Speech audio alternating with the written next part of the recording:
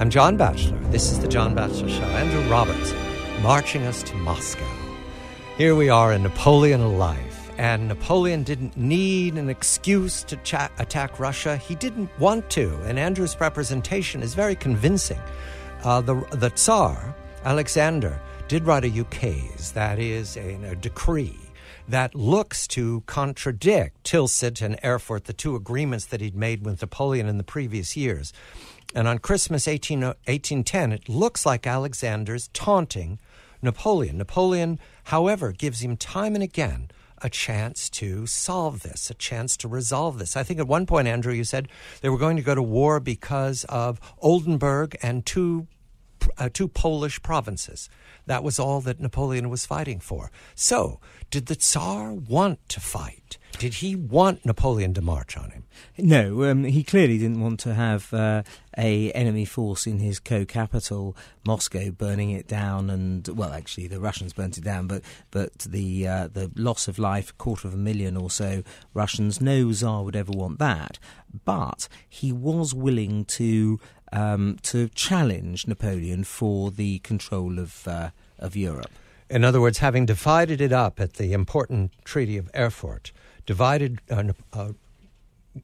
Europe into two spheres that very much resemble what we'll see again in 100 years for the First World War. Russia and France, who become allies over the next 100 years. And 200 years later with the Cold War. Yes, wonderful, because this is the same Europe. The rivers haven't changed much. And so we're looking at the same temperament and the same understanding of geography. Geography is magnificently critical in charge of this. These two powers are fencing with each other at long distances. Austria and Prussia have now been defeated by Napoleon, are sitting this out, but they're waiting to see who's going to win this tangle. Napoleon does, however, reach out to the English frequently.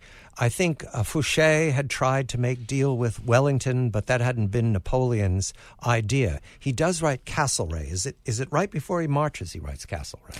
And also Charles James Fox. Back in 1806, he tried to make peace with him as well when he was foreign secretary. Yes, and he thought of him at the Elbe and at St. Helena. He always thought of, what if I'd made peace? That's right. He believed that there was a possibility to make peace with the Whigs. The Tories, on the other hand, were always absolutely opposed to any kind of peace. Not much has changed.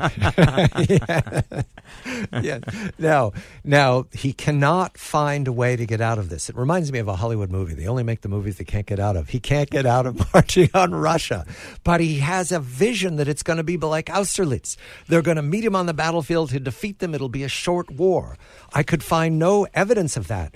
You emphasize how many of his counselors in Paris and in the army implore him not to do this. Beforehand and on the march, they implore him to stop. They do. However, Napoleon feels that if he fights a 20-day campaign, 50 miles or so inside the Russian border, then the fact that he's already beaten the Russians twice before, you've mentioned Austerlitz and you've mentioned Friedland, the fact that he has an army twice the size of Russia's will probably give him the victory he needs. Yes.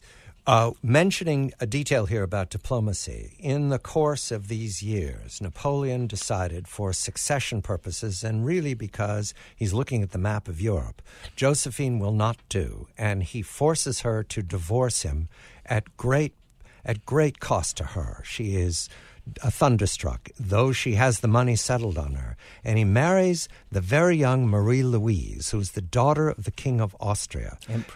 Empress, the Emperor of Austria. And in that marriage, there looks to be promise because a son appears in 1809. So he's marching on Russia thinking that he has an heir and he has a line to protect and he's going to defeat Alexander. Did Alexander see it that way, that he's marching on me to establish his family for several generations? Well, there was a big problem because he was going to marry Alexander's sister, and that didn't work out. And that didn't work out. And so, as a result, he instead married the Emperor of Austria's daughter, this sort of gorgeous 18-year-old girl. Napoleon was 40, and as you say, they had this baby boy. So it seemed that the dynasty was all organised, and of course, had he not attacked Russia, it would have been organised. organised, and Yes. that little boy would have one day been Emperor of France. One of the treats of your book is that you take time out to write about what might have happened and to speculate if Napoleon hadn't made this mistake or if he just listened to his counselors. There were many voices telling him not to do this. All the diplomats, pretty much, a lot of the politicians and quite a few of the generals, yes. The march towards Moscow feels like fate. The opera turns to very dark music. He reaches the Oder on April 8th. He reaches... He imagines his plan by April 17th. He's written to Castlereagh by April 25th. He's sent an emissary to Alexander. I think you said he sent the illegitimate son of Louis XV to Alexander asking for, is there a way we can get out of this? He did this with all his wars. He is not the warmonger that he's often seen as. He constantly wrote to say, look, let's make some kind of a deal or a peace treaty before he actually went to war. This is one of the things about Napoleon that a lot of people don't appreciate. He drops his wife and child, Marie-Louise, with his father-in-law at Dresden on May 9th, and then by June 23rd, he's at the Niemen. On June 22nd, he issues a bulletin, and he calls it the Second Polish Campaign, and he makes his same very, very loud proclamation. We're going to march on them for honor. What did he mean by honor? Well, because the Tsar had, as you mentioned earlier, basically ripped up the Tilsit Treaty and had declared that all of the agreements were over, and he'd done it unilaterally, and so he thought that was very deeply dishonourable of the Tsar, and so he was fighting for honour. Let us cross the Niemen, writes Napoleon. I'm reading from Andrew's books where there's some rich quotations from the players. Napoleon to his troops, the peace which we shall conclude shall put an end to the baneful influence which Russia has for 50 years exercised over the affairs of Europe. And we could turn that around and talk about Napoleon, but it's only 20 years. All right, now, we're marching to Russia, and we shift over to Alexander's strategy. He has two choices, a commander named Barclay, who's a European, and a commander named Bagration, who's a Russian. The two strategies very much are between counteroffensive, which is what Bagration represents, attack this large army wherever we can, counterpunch, and Barclay, the European, who says withdraw, withdraw, withdraw.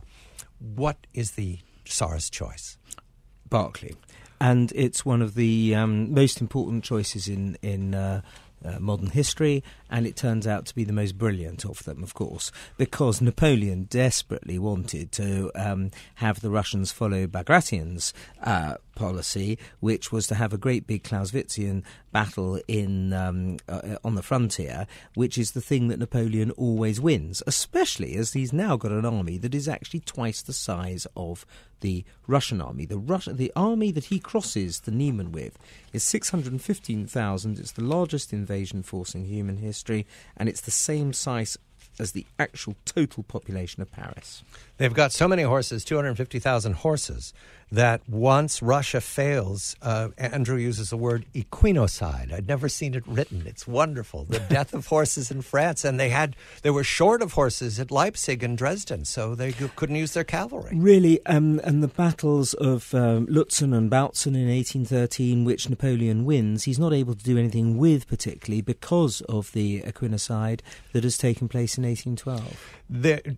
Andrew, reading this, it felt like I was being forced to read the death of Caesar all over again. You know the moves that day. You want to go to Cassius and say, isn't there another way? All right, we're marching. He reaches Vilnius, and he's still making bad decisions. He reaches Vilnius, and they already feel the typhus is breaking out. They're aware of this.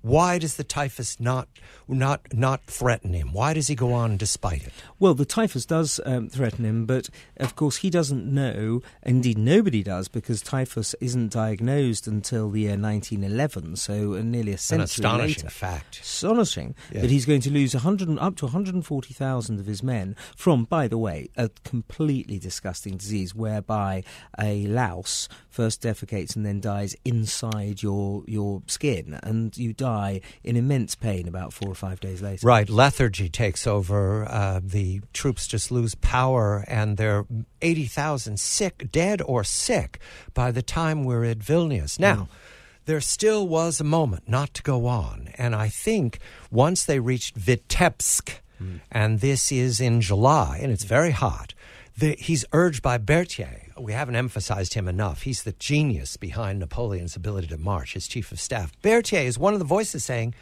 plant yourself here at Vitebsk. Don't go on. He's got the right and left flank covered. I like the way you lay this out. I could see it in the map. And yet he's tempted by Moscow. Why? Well, because Moscow is one of the co-capitals, along obviously with St. Petersburg, and his sense is that if he captured Moscow, he would force the Tsar to make peace. And the Tsar will not make peace. I think there's a wonderful quote, I won't make peace not until my beard reaches my waist and I eat potatoes. The book is Andrew Roberts, Napoleon, A Life. When we come back, the burning of Moscow. I'm John Batchelor. This is The John Batchelor Show.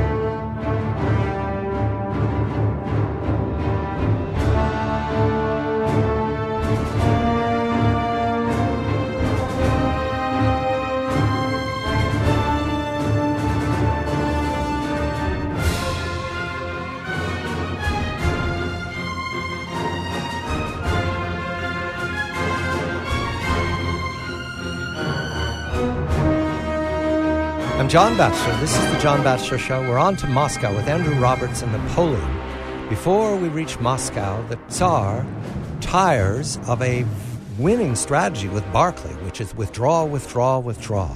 And he hands the command of the army to Kutuzov, 67 years old, a prince who decides to make a stand because it's very unpopular to withdraw. Though it's winning, though it's a strategy, they don't see it at the time because it's still hot and Napoleon's still advancing.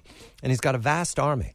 And Kutuzov digs in at Borodino, a vast landscape that is a battlefield chosen by Kutuzov. Isn't that one of Napoleon's rules? Don't fight where they've chosen the battle. He hasn't got any choice here, of course, because Kutuzov is withdrawing, and he's about 65, 70 miles southwest of Moscow, and he can jolly well decide where he's going to fight.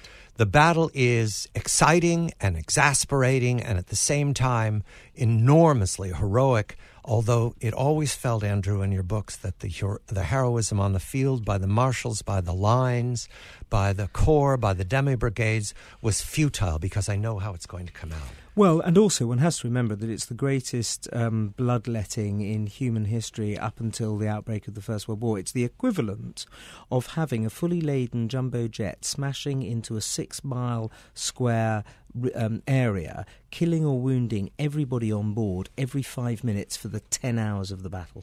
The battle goes on to a moment when I believe 1 or 2 or 3 of the marshals are begging, imploring the emperor to commit the guard, the famous shock troops that he doesn't use. That's one of the profound tactical mistakes of his career. Do we know why? Yes, because he's over 1,000 miles away from Paris, and so to lose if for any reason he sent the elite troop, as you say, they're the crack force of the French army, and if you send them in and you lose them, then he's 1,000 miles away from Paris without them. Borodino exhausts both sides, but Kutuzov withdraws, and Moscow is abandoned. And everybody, 250,000 people disappear overnight. Read Tolstoy, you'll see how.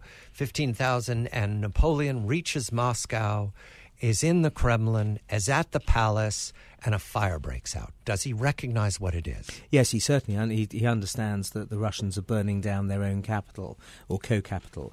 And he's very impressed, by the way. He says no one has done this since the Scythians, since the ancient ancient Persians, to do this to your own co-capital is an astonishing thing. And this should have been the moment at which he realised that there was no way that the Russians were going to make peace with him. There's a moment when a baggage train filled with black powder is underneath his window with the heat so intense from the fires. Andrew paints this scene beautifully, that you can't touch the window pane.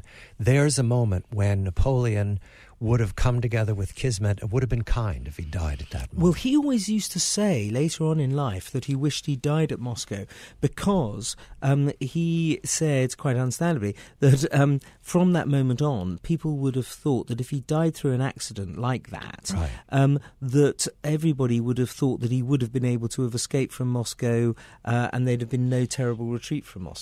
The retreat from Moscow, they leave too late. Andrew is very detailed about why, about the delay over long. Napoleon is ambivalent about what he wants to do, but finally, when the snow begins to fly, they start the retreat, the long march back. Kutuzov cuts off their southern route, so they take the same route they came in, meaning that the forage has been stripped and there's not enough food, and this long train winds its way back across as the snows descend and as the peasants and the Russian cavaliers, the Cossacks, raid. It's scenes, and I think this is when you say not Spain, but this is scenes from Hieronymus Bosch, The March Back. Oh, I mean, it doesn't get worse than this. It's Stalingrad kind of situation. Right. Cannibalism is rife, for example. It's shocking how the Russian peasants and Cossacks treated the French army exactly as they treated the German army 120, 40 years later. Worse, in fact, because you have stories of skinning people right. alive. And setting them in pits and putting them on fire. You talked about that drummer boy who throws himself into the grave. Just astonishing facts. Truly horrific form of warfare. Napoleon leaves at some point. The crossing of the river, there's heroism everywhere to get anything out, but the army's been destroyed. More than 500,000 are now missing. All the cannons been abandoned. The eagles have been burned, so they won't be captured. Napoleon gets back to Paris and does the strangest thing. He goes to work within hours. He's back at his desk.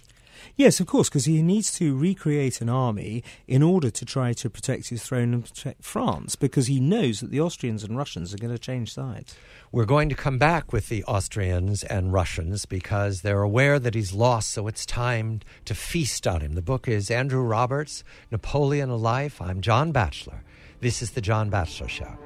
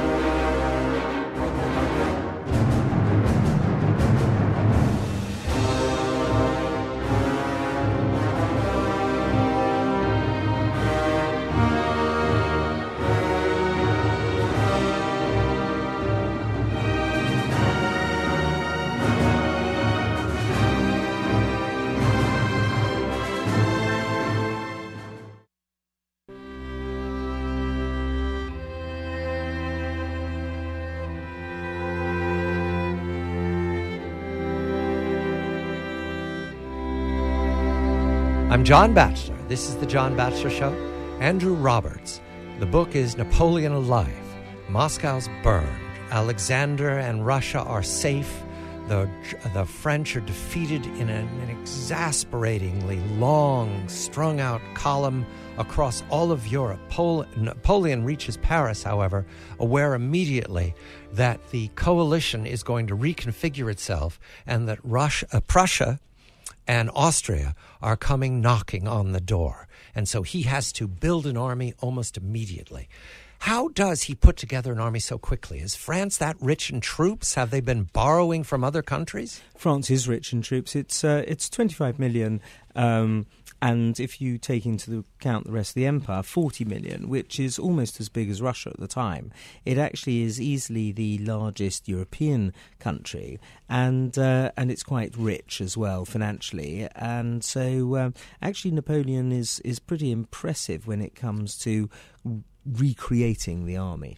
The Allies at this point, the Allies are everybody who's not France, finally figure out, this is now in 1813, and they finally figure out how to defeat Napoleon, why he's been so brilliant on the battlefield all this time, and they come up with the Trachenberg solution, I believe. This is in the spring-summer of 1813. What is it? Well, the Trachenberg strategy is that you advance on every single front except for the one where Napoleon is personally present, where you withdraw. So all of the Allied armies attack except for the one that is in front of Napoleon himself, and you refuse to give him battle. In many ways, of course, it's a fantastic compliment to Napoleon as a general. And so they are coordinating their strategies. They're not expert at it. They make mistakes. They stumble towards this, but they do see how he's beaten them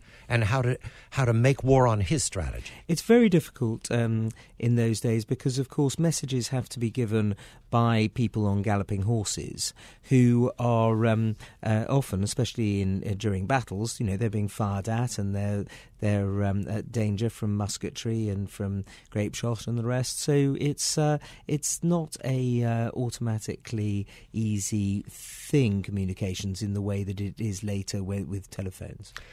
At this point, Metternich is very much advising the Allies. He has seen Napoleon in 1806, and he sees him now defeated in Russia. What is his recommendation? How does he think he can control Napoleon without more bloodletting? Well, he has a 9-hour meeting with Napoleon on one day, and then the very next day another 6-hour meeting. This is June 1813. In Dresden, and the Marcolini Palace. And he tries to persuade Napoleon basically to give up all of France's conquests, which Napoleon is loath to do and ultimately refuses to. Yes, and that's part of the puzzle here. With I go back and forth on trying to think of him as a 21st century person, the psychology of this. So I'll avoid it, but I'll say that Napoleon would come to this moment and he would say, if I surrender this, or if I retreat to that, we'll come back to the boundaries of 1791 and they won't need me anymore. And so his sense of grandeur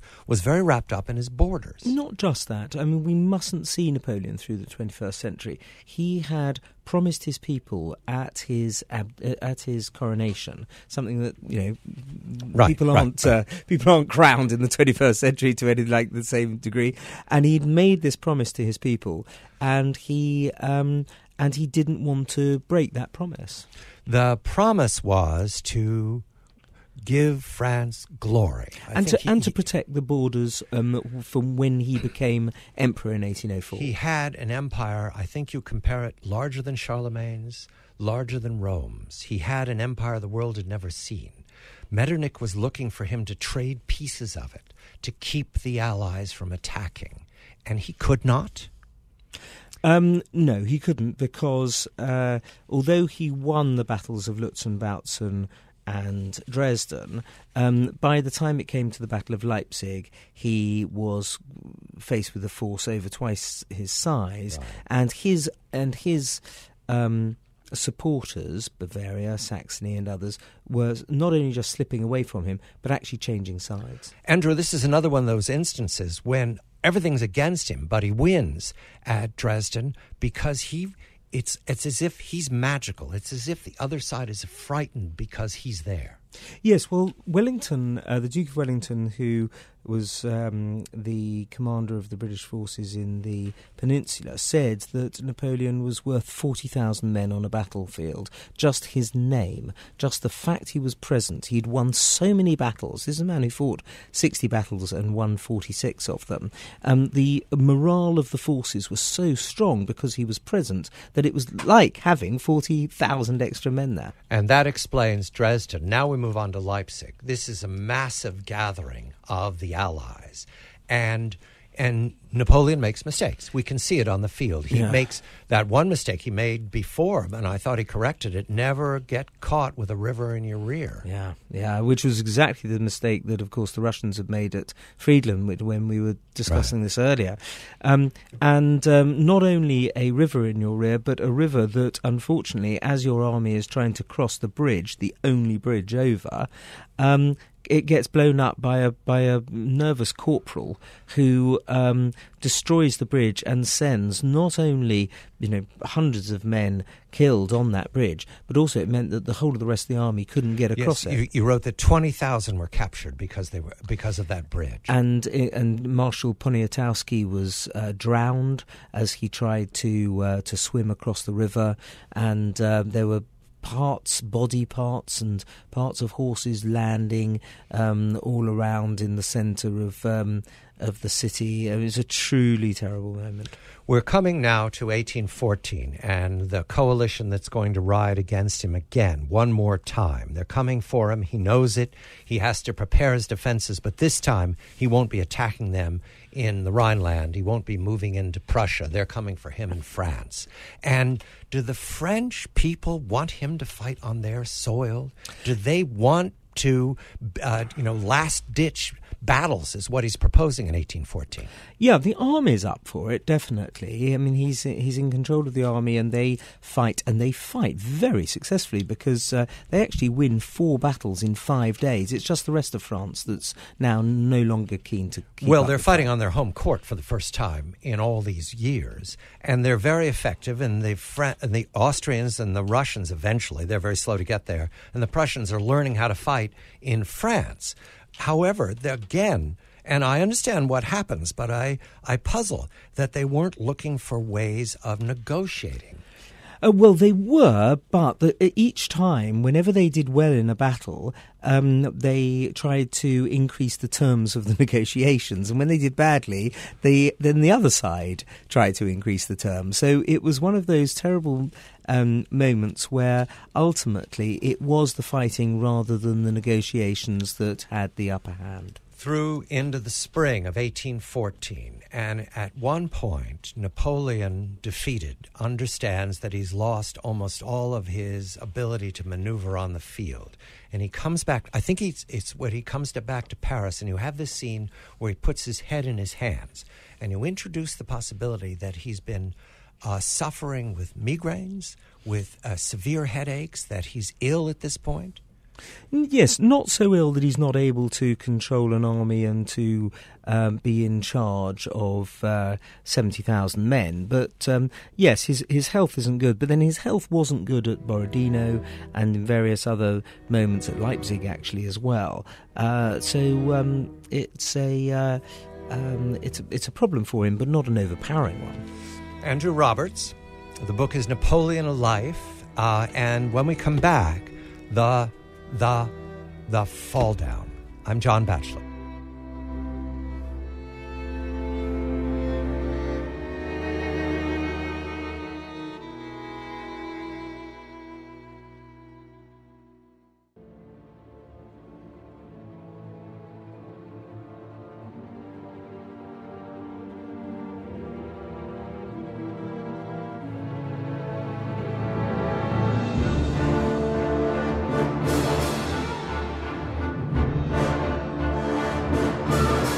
I'm John Batchelor. This is the John Batchelor Show. Andrew Roberts. The book is Napoleon, A Life. There's no end to Napoleon. He's now a man for all ages, but there were moments on the way down that are scenes from operas. The surrender and Paris and the decision to give up the emperor to hand over the power. There is a provisional government. The decisions made by the victorious allies to bring back the Bourbons, all of that is made off camera or out of Napoleon's earshot. He, however, is condemned to being the Emperor of Elba. Why did the Allies choose Elba? What did that represent to them? What did it mean to the French people? It was a tiny little island off, still is, of course, off the Italian coast in the Mediterranean.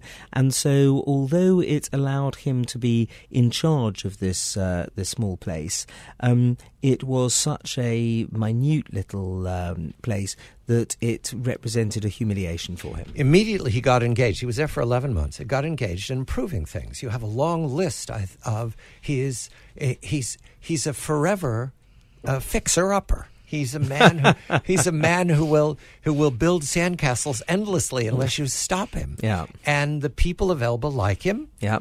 And everybody celebrates him, and he's got an English watchdog, I guess, who's charmed by him.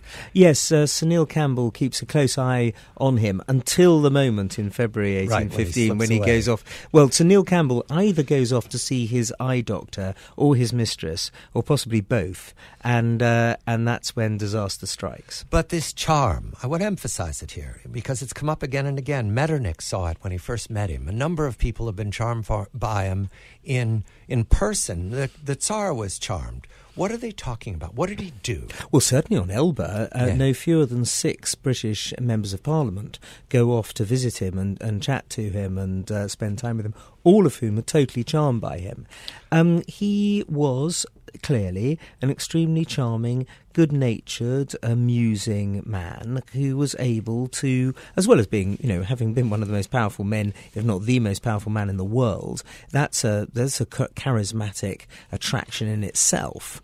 But he was also funny and clever. And, what more is there in life? He had, the Metternich's word for him was a perspicuity of mind.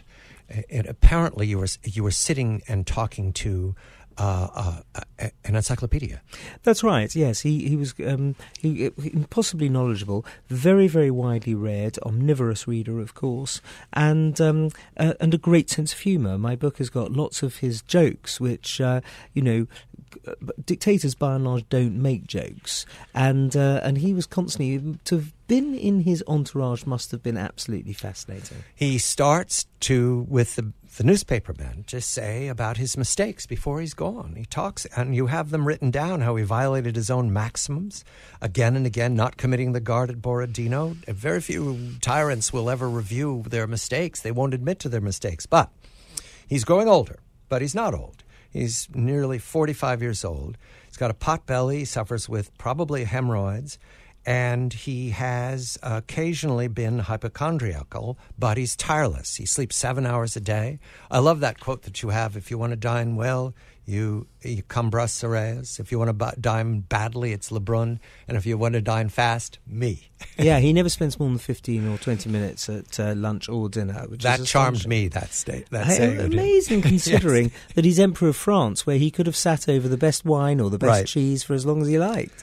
Is he plotting the whole time at Elba to get back? Not the whole time, but he realises fairly swiftly when people come to him that actually the Bourbons, who've been returned to power when he left it, actually have spent 10 months ruining and wasting their opportunities. And so, as a result, he then sees his chance.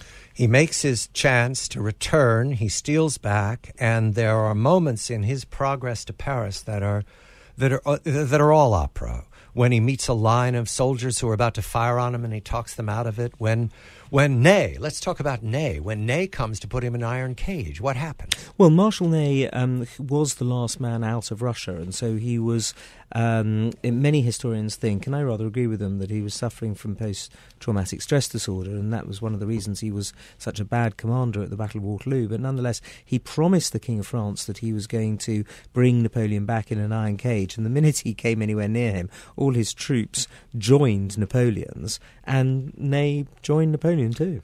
Waterloo shrinks in significance to all the rest of his life, and I cannot read it now at great length because I get so impatient for the scale of battles we've been through. However, when he reconstitutes the government very quickly, he sees that the Allies, the 7th Coalition, are coming for him, and this time it'll be Wellington. Does he want to meet Wellington on the field? Yes, absolutely, yes.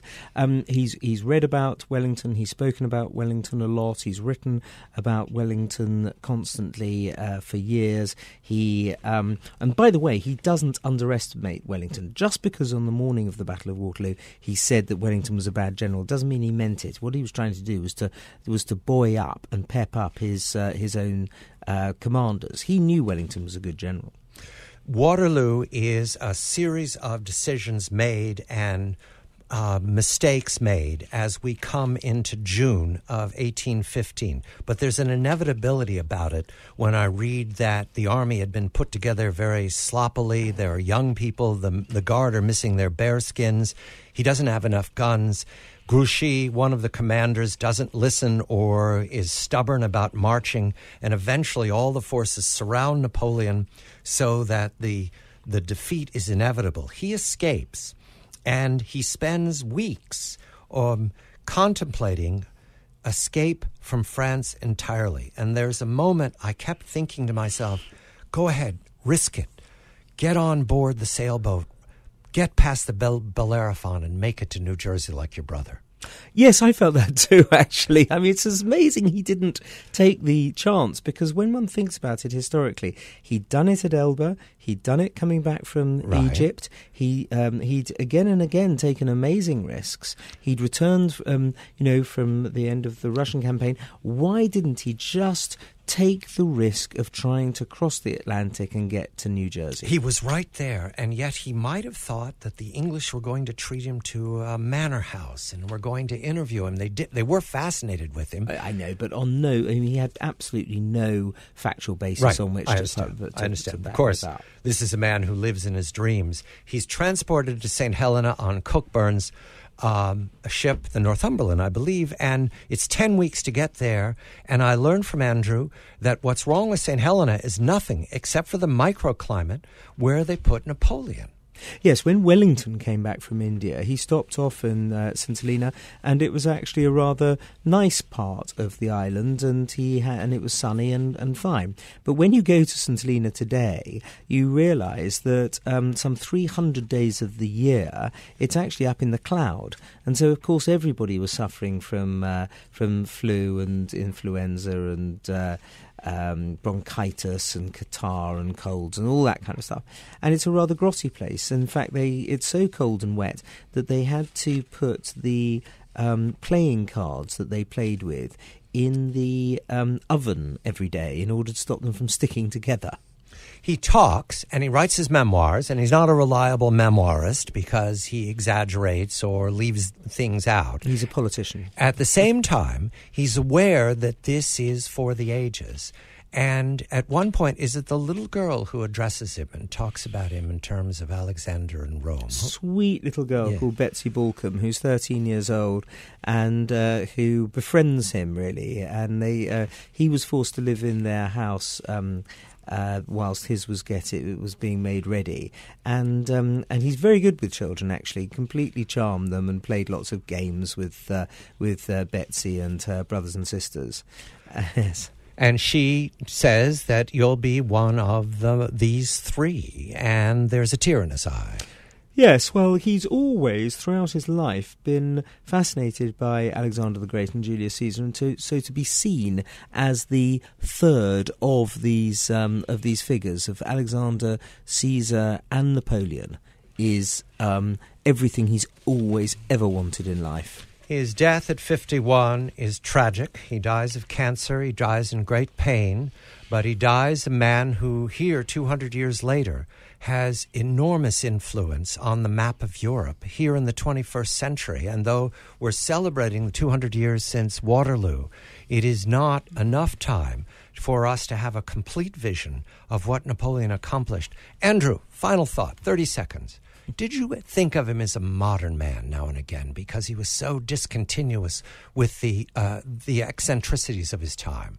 I did, yes. I thought of him as somebody who proves to us that the individual still does matter in history. One can't think of the determinist view where dark impersonal vast forces decide history. Actually, the individual matters too. And in the words of George Hume, who was on HMS Bellerophon, a young midshipman, he taught us, said this young boy later in his life, he taught us what one small creature like ourselves can achieve in a life so short.